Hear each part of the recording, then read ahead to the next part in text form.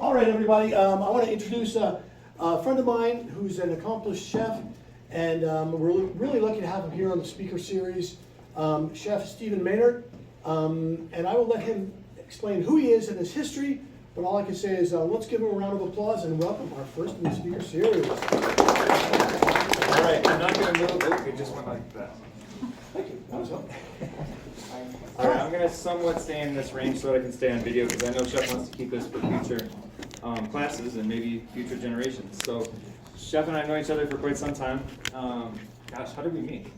I have no idea. Oh, Chef was the head culinary instructor at Platt Middle School, correct? Yes. At Platt, so he was teaching at Platt in a very poorly equipped classroom, nothing like this. It was just kind of your typical home ec room. Like you probably went. Did anyone go to Platt?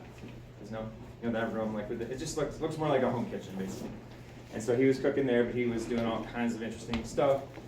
His knowledge of global cuisines impressed me from the beginning. I'm saying nice things about you. Come back.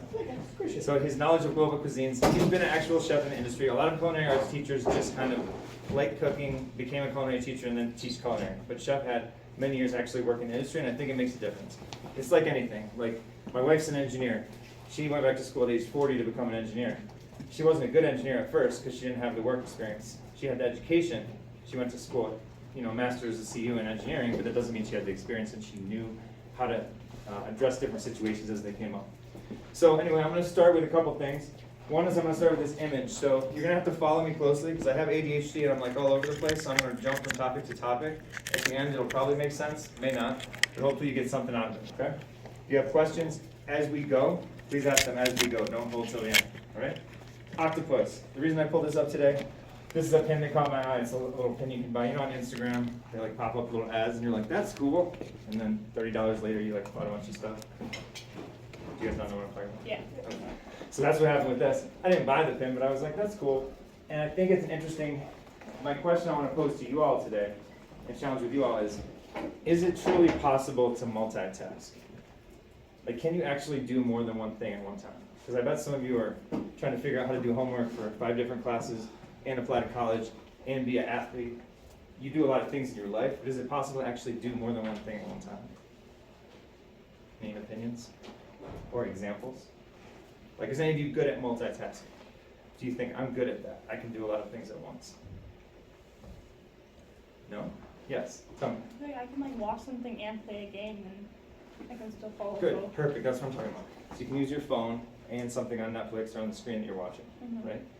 Yeah, so you can, what I'm hearing is you can take visual information from 2 sources, videos, and you can actually absorb from both of them.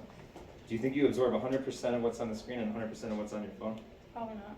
Okay, but you try, because it's for the sake of efficiency, right? Okay. Great example. Somebody else, example from a different part of your life. Yeah. Maybe for different homeworks, or projects that you're working on, one might, you could do multiple at the same time, but one might not be as the main focus, but you kind of have to do multiple things. Okay, I like that. And I'm going to rephrase your question sometimes just for the video so that we can hear it for the video part. Okay. So what I heard from you, tell me if I'm wrong, was with homework, let's say you have geometry out and English, and maybe your phone over here where you're texting or Snapchatting or whatever. I have a teenage daughter, so I know how it is. So you're kind of doing a little bit of each. Are you though, or are you bouncing back and forth from one to the next? It kind of can't be 100% on each thing. It could be 50 or you can do multiple things. It's just you have to figure out how to balance the focus. Yeah, or segment and find different parts of your brain that it might hit, right? Yeah, And right. sometimes if you've been doing math for an hour, it's good to switch and do English because you're like, I can't possibly do any more math, my brain is full, right? So I'm going to give one more example and then I'll move on with it to a cooking example. How many people do you know that drive their car and talk on their phone at the same time? Raise your hand. Have you ever seen somebody doing this? Have you ever done it? You don't have to say if you've done it, it's okay. Do you think you're as good of a driver when you're on your phone? I'm not a driver's ed instructor. No, right? I don't think anybody in this world is.